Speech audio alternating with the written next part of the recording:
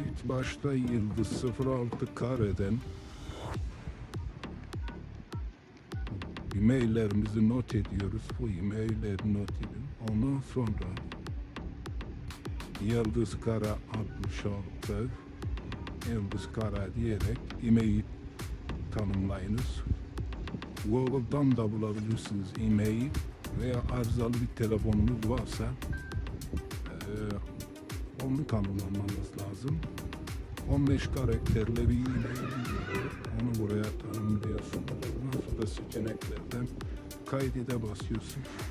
E-mail ki tanımlamak istemiyorsan yıldız kare 06 karedeki e-mail buraya giriyorsunuz. Tanımlamak istiyorsanız giriyorsunuz. Daha sonra kaydet diyorsunuz. Yüklediyorsunuz. Sonra seçeneklerden kaydet diyerek telefonu yeniden başlatıyorsunuz. Kontrol etmek için de tekrar Skare 06'yı Skare ile kontrol edebilirsiniz.